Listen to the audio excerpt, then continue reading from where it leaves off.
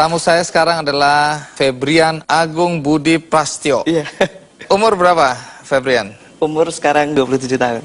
Di sini disebutkan Anda direktur utama sebuah perusahaan, kemudian komisaris di 9 perusahaan. Alhamdulillah. Luar biasa, padahal umur 27 tahun. Iya. Apa saja bidang usaha Anda? Bidang usaha saya pertama kali banget itu kita bisa maju, saya minjem software punya teman. Kemudian software tersebut kita sebarkan seluruh Indonesia, jadilah dia booming, Pak.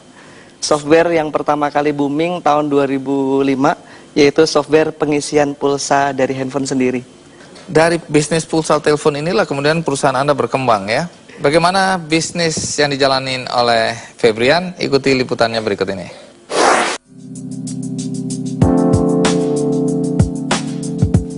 Febrian Agung Budi Prasetyo, seorang pria muda yang berusia 27 tahun ini merupakan pria kelahiran Solo yang dibesarkan dalam keluarga sederhana. Ayahnya dulu merupakan seorang supir angkutan damri di Solo.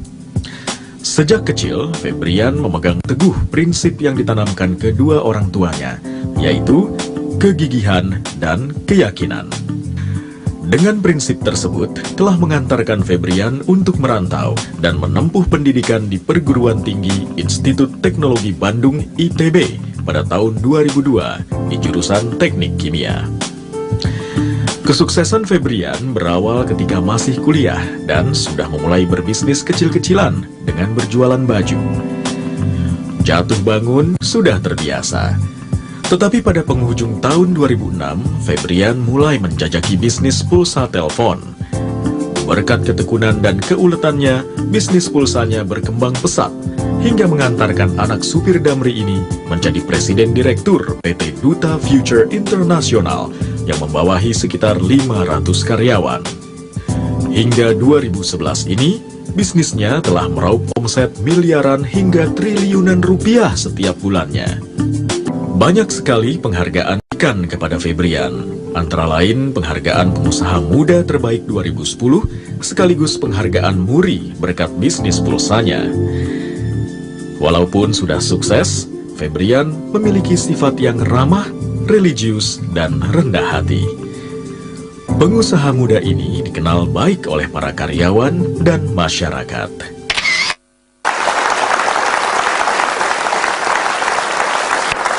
Febrian, pasti banyak di antara kami semua di sini tidak percaya ya. Bisnis pulsa bisa meraup miliaran, kemudian dalam waktu 3 tahun tadi bisa sampai triliun ya. Bisa dijelaskan nggak?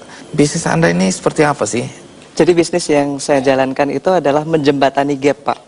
Jadi kalau saya baca dari beberapa buku tuh, pengusaha sukses itu yang bisa membaca gap antara demand dan supply. Nah, kalau kita lihat sekarang semua orang di Indonesia dari tahun ke tahun pertambahan jumlah pengguna handphonenya itu sampai 20-30 juta. Bahkan sekarang tercatat 156 juta pengguna ponsel di Indonesia. Satu orang bisa punya 2 handphone. Nah, kemudian kita ada punya operator besar kan. Operator besar. Nah, operator-operator itu kan nggak mungkin jual pulsa langsung ke konsumen kan. Nah, di sini ada gap yang sangat besar, di mana kalau kita bisa masuk di dalamnya, nah itu kita bisa ngambil ya sebagian dari juga ya. di situ. Keuntungannya sebenarnya nggak besar, Pak. Memang volumenya sangat besar sekali. Kalau teman-teman di sini ingin mencoba bisnis pulsa, jangan ekspektasi nominal besar kemudian profit besar, karena marginnya sangat kecil sekali. Margin kecil, tapi yang Anda gerakan tuh volumenya ya. Volumenya betul. Lalu yang Anda jual realnya apa di sini? Jasanya, Pak, softwarenya, Pak. Jadi orang-orang itu bagaimana bisa jual sekian banyak operator hanya dengan menggunakan satu handphone. Klien Anda sekarang berapa banyak? Kalau account yang terdaftar sebagai agent kita itu sekitar 5 juta agent. 5 juta agent? Iya. Setiap agent punya cabangnya lagi gitu? Itu sudah cabang, Pak. Oh, sudah cabang. Ya, itu sudah cabang sampai ke bawah-bawahnya. Tapi kalau yang masih aktif melakukan transaksi itu nggak banyak. Paling sekitar 100 ribuan. Gitu. Karena kebanyakan memang agen pulsa itu, dia itu nyari sumber yang paling murah gitu kan. Dan satu orang pun biasanya dia bisa memiliki beberapa outlet untuk dia jual pulsa. Agen pulsa kita ini bisa dilakukan dengan 2 jalur. Satu jalur direct selling, jadi dia daftar jadi agen, kemudian dia jual pulsa, kemudian atau dia bikin jalur yang selanjutnya yaitu network marketing. Jadi dia daftar jadi agen, kemudian dia ngajak teman-temannya lagi buat jadi agen, gitu Pak. Ini dari mana Anda terpikir untuk bisnis pulsa? Keadaan Pak. Keadaan apa yang terjadi? Keadaannya seperti apa? Jadi dari sejak masuk kuliah, saya aslinya Solo, kuliah di Bandung. Terus apa yang Anda lakukan? Jangan pernah malu untuk mencoba. Jangan pernah malu untuk kita jualan. Jadi kalau saya lihat banyak pengusaha-pengusaha sukses ya, itu dia dari jualan apapun Pak. Gitu. Dari jualan itu dia kenal dengan banyak orang. Akhirnya dari saya punya network banyak, saya kenal dengan teman dari ITB, dia teknik fisika, tapi jago IT. Dan dia punya satu produk yang saat itu dia pasarkan hanya di Bandung, yaitu ngisi pulsa dari cuma satu handphone.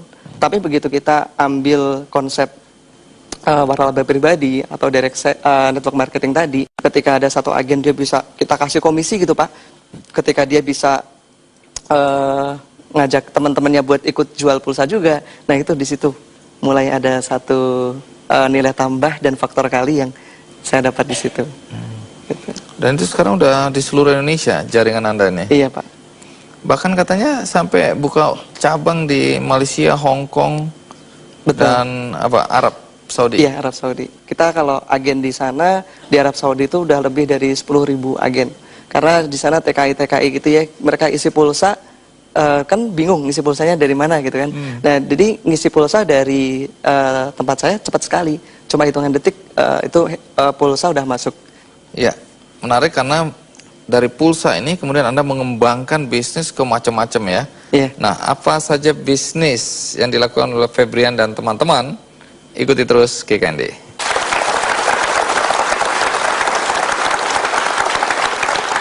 Jadi bangun tidur, saya lihat buku tabungan. Saya punya 10 miliar, yes.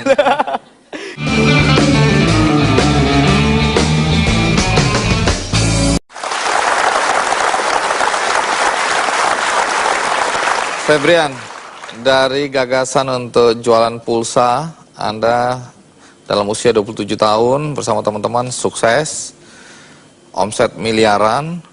Nah, kemudian dari sini katanya mulai mengembangkan bisnis lagi ya. Bisnis apa aja itu? Ada bisnis tambang, ada bisnis umroh dan haji plus, terus macam-macam sebenarnya Pak. Cuman sebenarnya ketika saya melakukan itu semua mungkin mencari tantangan ya Pak ya. Tahun 2009, tahun 2010 tuh pengen cari tantangan, kesana kesini.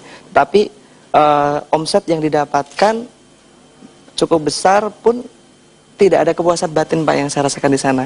Karena di sana ketika kita melakukan pekerjaan yang konvensional seperti itu, ketika kita sukses, kita deal transaksi, kemudian kita berhasil gitu ya Pak ya, kita sendiri yang merasakan biasanya. Tapi di yang saya lakukan di bisnis awal, akhirnya tahun 2010 akhir sampai detik ini, saya memutuskan untuk mengabdikan hidup saya di bisnis tersebut. Jadi bisnis saya masuk apa itu? Yang pulsa DBS Pak. Saya memutuskan untuk ya udah saya akan fight di sana. Dan di situ saya merasa lebih banyak sekali kepuasan batinnya, di mana kita bantu benar-benar Pak, apalagi orang-orang di daerah ya, di mana peluang untuk usaha, peluang pekerjaan itu nggak sebanyak seperti kita di Jawa ini Pak. Jadi teman-teman yang di pedalaman-pedalaman itu mereka dengan bisnis pulsa dengan modal yang sangat kecil sekali ini, mereka sangat-sangat terbantu, dan itu satu kebahagiaan yang nggak didapatkan di bisnis lainnya. Ke depan sendiri Anda akan kembangkan bisnis dengan cara apa atau kemana? Nah, karena kita sekarang sudah punya network yang sangat besar, agen pulsa kita banyak dan konsumen pulsa kita banyak, kita pengen bergerak juga di bidang mobile advertising. Tuh, jadi kalau kita semua punya handphone, kebanyakan handphone kita kan cuma jadi liabilitas ya, cuma jadi habis-habisin duit kita. Nah, kita menawarkan satu konsep yang sudah berjalan di Jepang, yang sekarang itu omsetnya itu kalau saya dengar kemarin itu sekitar 6 triliun per tahun, yaitu iklan lewat handphone Pak. Jadi sekarang yang sedang kita jalankan dan mudah-mudahan beberapa bulan ke depan sudah direspon baik oleh agensi-agensi iklan, karena mereka belum percaya gitu. Tidak semua orang, terutama dalam usia muda, bisa sukses dalam berbisnis ya. Lalu apa yang membuat Febrian itu bisa sukses? kalau saya bilang di sini yang jadi kunci itu adalah dreams, Pak. Saya bahkan sempet itu melakukan hal yang lucu, kalau boleh saya sharing nggak? Iya, boleh dong. Boleh ya. Jadi kalau kata beberapa buku yang saya baca, ada Berpikir dan Berjiwa Besar dan lain sebagainya, itu dia dikatakan bahwa saya kalau kita mau achieve sesuatu, kita harus benar bisa meyakini bahkan sampai merasakan. Nah, waktu itu tahun 2006 ya, saya belum punya apa-apa, motor satu Mio juga nyicil, sampai mencicil. Nah, saya pengen banget ngerasain kalau punya duit 10 miliar tuh rasanya gimana gitu.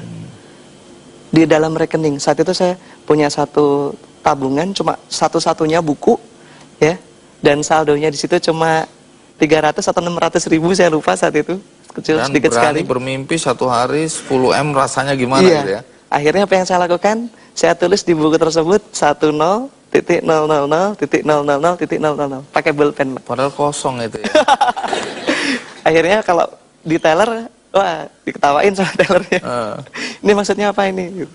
Terus? Ya, saya bilang ini adik saya apa ngerjain saya gitu. Padahal mimpi ya. Iya.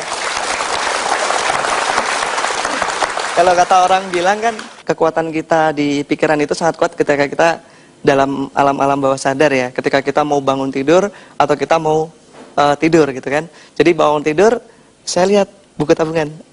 Saya punya 10 miliar, yes. Itu memberikan power, Pak. Iya. Itu memberikan power. Itu cocok gitu, karena The Secret mengajarkan hal seperti itu. Apa yang kita inginkan, kita pikirkan, kita ucapkan, kita selalu ingat-ingat terus. Kemudian lanjutan dari The Secret, The Power. Jangan-jangan Anda pembaca buku ini ya? Saya baca bukunya, saya lihat filmnya, saya sampai nangis, Pak. Karena di situ dijelaskan kok mirip sekali yang saya lakukan, Pak. Nah, sekarang pertanyaan terakhir yang selalu saya ingin tanyakan, apa nasihat Anda pada anak-anak muda dalam konteks berbisnis? Untuk berbisnis, seperti yang saya sampaikan tadi, yang paling penting adalah kita mau dulu. Mau ya, dulu. Punya mau, kemudian dari kita mau tersebut, bagaimana kita bisa membuatnya jadi satu dreams yang bulat. Gitu. Jadi mimpi yang utuh Bulat, gitu utuh. ya. Yang Caranya pas. gimana? Pernah nggak kita semua mencoba untuk menuliskan dream kita? Nah, itu jarang, Pak. Jadi nulis saya umur sekian mau gimana, dan itu saya punya temen yang melakukan itu dan hasilnya luar biasa. Gitu. Jadi banyak sekali ya ketika kita mau, kadang-kadang kan seperti banyak orang bilang ya, ketika kita pas kecil kita punya dreams banyak sekali, kita punya impian besar, tapi ketika kita banyak tantangan dan sebagainya hilang semua. Nah, supaya nggak lupa, kita tulis. Dan manusia itu makhluk visual, Pak. Kalau kita suruh, Pak, jangan bayangin gajah. Apa yang Bapak bayangkan? Gajah, gitu kan. Manusia itu makhluk visual, jadi kita harus berani memvisualisasikan dream kita dalam bentuk gambar-gambar. Ini yang saya lakukan itu pas saya di kampus ya, ke kampus juga jalan kaki dari rumah. Tapi saya tuh hobi banget ngoleksi foto-foto mobil, BMW, Mercy, Ferrari gitu ya. Saya tempel di binder kuliah saya, sampai teman-teman saya bilang, ini aku akan punya ini. Sakit ini orang.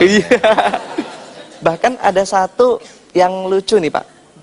Kalau kata orang itu, ini saya dengar dari trainingnya Pak Atung Desmaringin, itu kalau kita mau menerjemahkan impian ke alam dan bawah sadar kita itu kita